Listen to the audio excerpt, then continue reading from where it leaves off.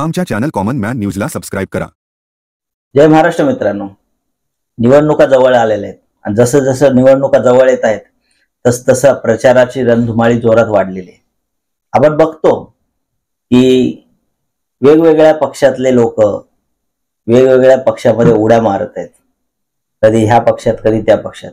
परंतु व्हिडिओच्या माध्यमातून तुम्हाला सांगायचं आहे की आमची लढाई ही संविधान विरोधी लोकशाही विरोधी भाजपा सोबत आहे आणि भाजपा सोबत असलेले सर्व पक्ष, सर्व घटक पक्ष, मग त्यामध्ये एकनाथ शिंदेची शिवसेना असेल, अजित पवारांची राष्ट्रवादी असेल की इतर कोणतेही पक्ष, या सर्वांच्या विरोधात आम्ही ठामपणे उभे आहोत।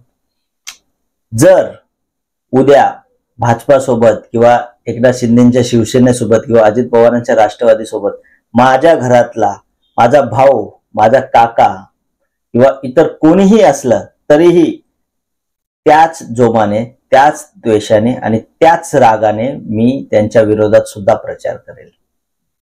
म्हणून आम्ही सर्वजण वैचारिक पातळीवर भाजपाच्या विरोधात आहोत, कारण भाजपा हा संविधानाला न जुमानता लोकशाहीला सोडून हुकुमशाही प्रवृत्तीचा पक्ष बनत चाललेला आहे। अटल बिहारी वाजपेयी यांचा असलेला भाजपा पक्ष आणि मोदी आणि शाह यांचा असलेला भाजपा पक्ष, ह्या दोन मध्ये खूप मोठी फरक आहे आणि हाच फरक आम्हाला भाजपा विरुद्ध लढण्यासाठी प्रेरणा देतो।